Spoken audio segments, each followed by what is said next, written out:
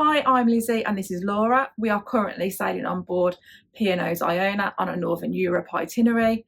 Today is day 2 and it is a sea day. In today's video, we are going to show you the types of things that are available on Iona on a sea day. This includes lunch in the main dining room and a little bit of shopping. If you don't want to miss everything that we get up to on board Iona and on our future cruises, please make sure you subscribe to our channel. We didn't have the best sleep last night. Usually we sleep really well on the first night of a cruise, but there were lots of little noises that we could hear in the cabin. Nothing that you wouldn't expect to hear. Little things like coat hangers banging, so we had to take them out and lay them flat. And also then early on this morning we could hear something scraping on the floor above us, so we are presuming that there are chairs above us that move on deck 16. As it was a sea day, we tried to have a lie-in, but unfortunately this was a little bit disrupted as there was a crew drill at 9 AM, which was a man overboard drill, and we could hear everything that was happening from our cabin, so that did ruin our lie-in. Also, before 10 o'clock, the entertainment manager spoke and was giving a rundown of everything that was available on the day. So it was actually quite difficult to try to sleep in. We decided to skip breakfast this morning and we were pleasantly surprised to see that it was sunny outside. So we went for a little walk around. It was very fresh outdoors and we didn't manage to stay outside for long, but we did have a good wander around the ship. While we were doing that, our cousin went to the gym. She was very impressed with the gym, impressed with the amount of equipment in there. As expected, on a sea day, it was quite busy. We then popped into the Sky Dome thinking that we might sit there for a drink. However, as we had sort of expected, it was just far too busy in there. There were lots of families using this pool. It was very noisy and very crowded. We decided then to go to Brody's to try and get a soft drink. And we were pleasantly surprised to see that waiter service has now been brought back. When we were on Iona in July/August, you had to go to the bar to get served in there. Well, clearly it hasn't worked or didn't go to plan because waiter service is back. So we settled down, ordered ourselves a couple of soft drinks and just sat in there for a little bit. Just after 12 o'clock, when the officer of the watch makes their announcement, there is a quiz starting in Brody's. We sort of hovered around for the very beginning of this, but didn't have any intentions to stay for too long because we had plans to go and meet our family in the Keel and Cow. We all sat together in the Keel and Cow and had a drink. While we had a drink, we joined the virtual queue for lunch in the main dining room, as we thought this would be less hectic than going to the buffet, for example. It took about 20 minutes for us to get down through the virtual queue, which we didn't think was too bad, to be honest.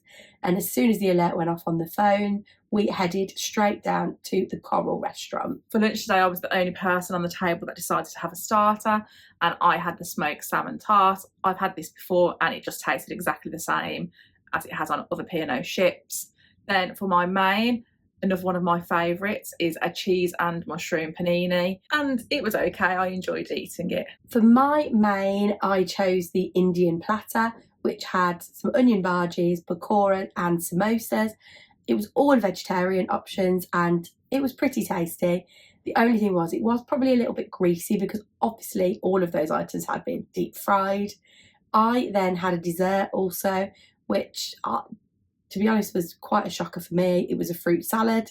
I unfortunately don't like melon, and the majority of the fruit salad was melon, so I only managed to eat a couple of pieces of mango and an orange off the top, but it was nice, and the rest of the table polished off the rest of the fruit that I didn't eat. After we had eaten lunch, we went for a walk around the shops. Aunt Barbara bought herself a new handbag and then went into the duty-free shop and bought some alcohol. When you buy alcohol on board the ship, you have to pick it up on a day further on in the cruise, so you can't take it back to your cabin straight away.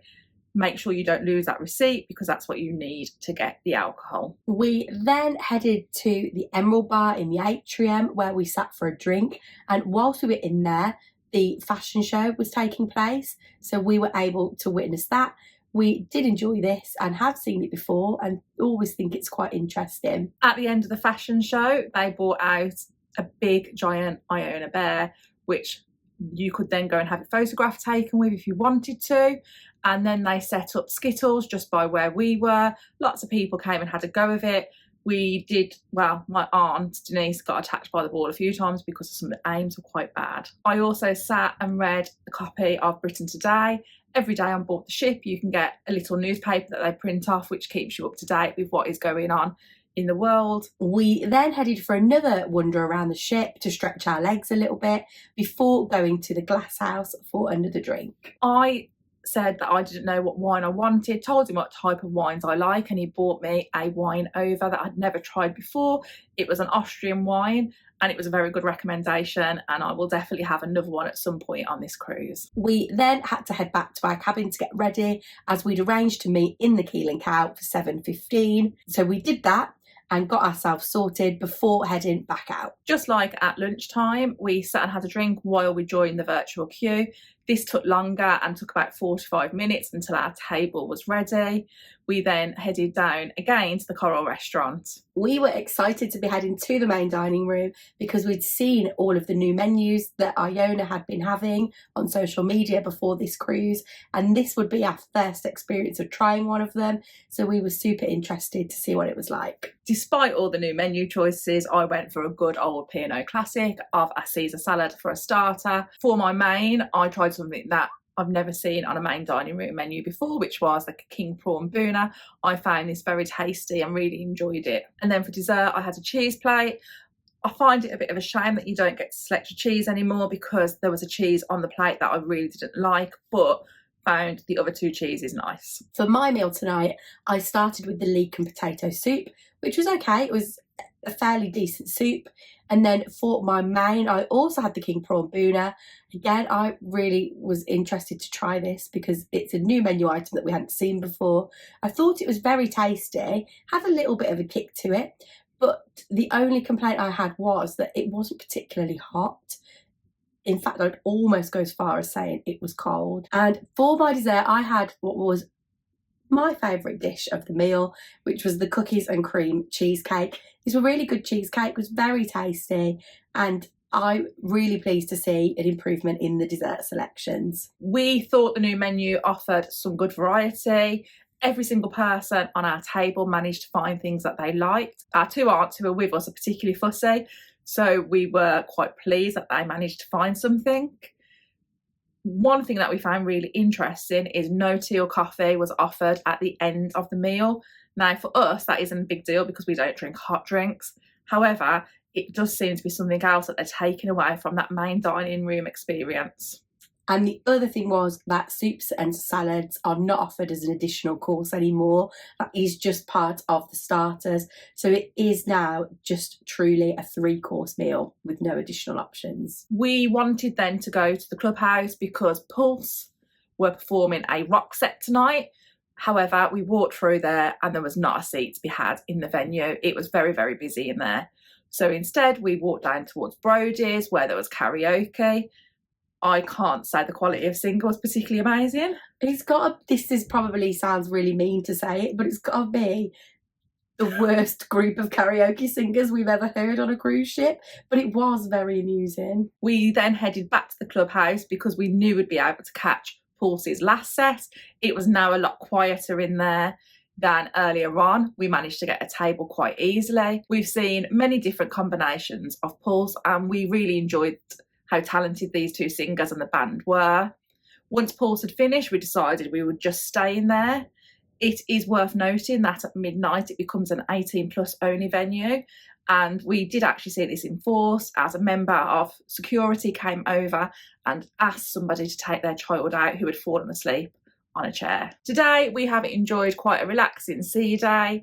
It is busy on board, so it can be a challenge in some venues to find a seat for all of us together. However, you just might need to move venue sometimes if that's the case for you. We are now looking forward to a day in port tomorrow where we are in Hamburg. Thanks for watching. Don't forget to give this video a like and drop any questions you've got in the comments down below. Please do also make sure that you're subscribed to our channel. You can also find us on social media by searching Sisters on the Seas.